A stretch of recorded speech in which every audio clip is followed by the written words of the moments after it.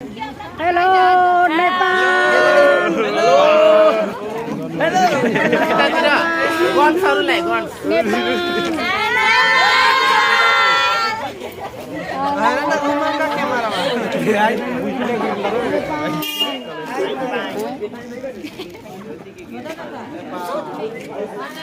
Việt Nam.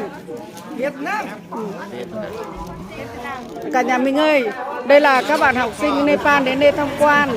Đây chúng ta hãy cùng nhau. Đây có đẹp trai này à. Hello, Vietnamese लोग hello. Đây. Đây. Vietnam. Việt Nam.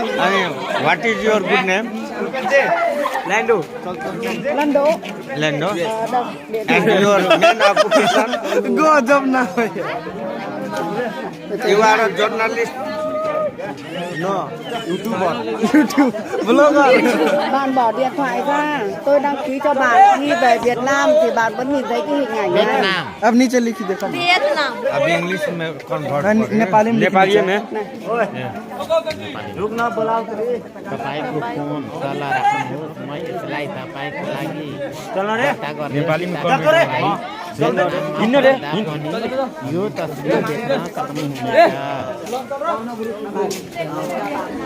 Tí nữa tải lên. Ok. Let's go. Let's go. Hello. We are going now. We are going now. Okay, bye. Bye. Jai Nepal. Ok.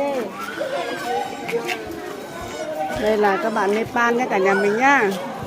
Đây các cháu rất là đông. À, Do you want to go with us? phải nói bằng máy. Many kinds of temple. Từ từ để lấy máy ra nói với bạn nhá. Này. Nói bằng máy chứ. Nói này, bạn nói này tôi có biết đâu. Từ từ.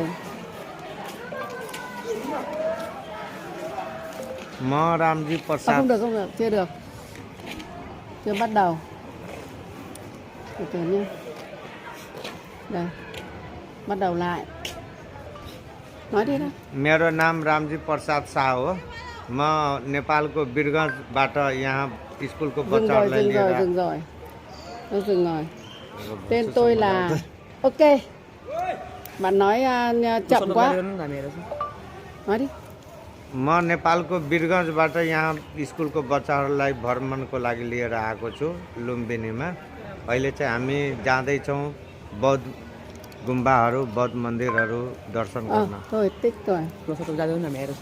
Bây giờ tôi đưa các em học